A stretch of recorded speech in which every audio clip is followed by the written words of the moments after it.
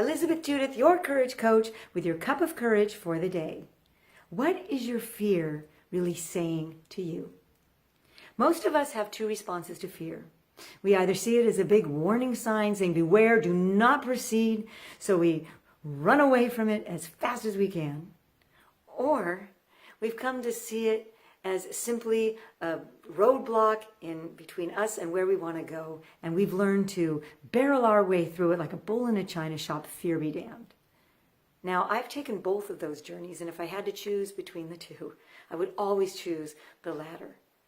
You know, sacrificing our dreams and our deepest desires, letting fear run the show, is condemning ourselves to a life of resentment and regret. And we can stay stuck like that for a really long time.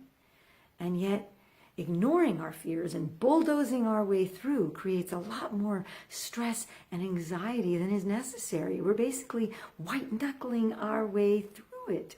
And we're not thinking at our best when we're in that mode because we're so afraid. You know, it's actually increasing the chance that we're not going to be successful.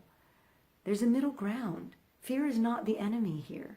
Fear is a valid emotion, just as valid as those other emotions that we might label as positive. It's trying to tell us something. It's basically saying that there's something about this idea that we're not ready for. We're still missing a piece to the puzzle.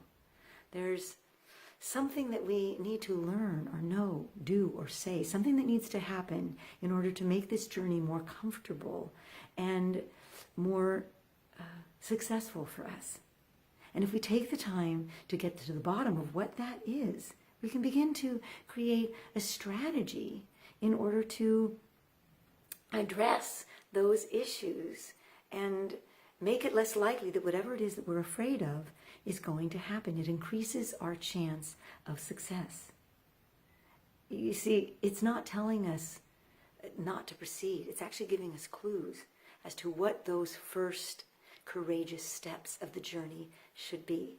And you're still going to be afraid when you start out on that path. You're going to be shaking in your boots, but you're also going to be excited because you've actually addressed those concerns. You're soothing those fears. And as you take that consistent, courageous action and build up your confidence, those fears can finally start fading into the woodwork where they belong. Say you are feeling unfulfilled in your job and your heart is calling you to start your own business. You want to do something more creative. And yet that voice of fear is screaming in your ear, no, you can't do that. Why? Because you don't want to lose your house. You don't want to lose your lifestyle. You're enjoying a certain amount of freedom as a result of that financial stability. So what is it saying beneath that?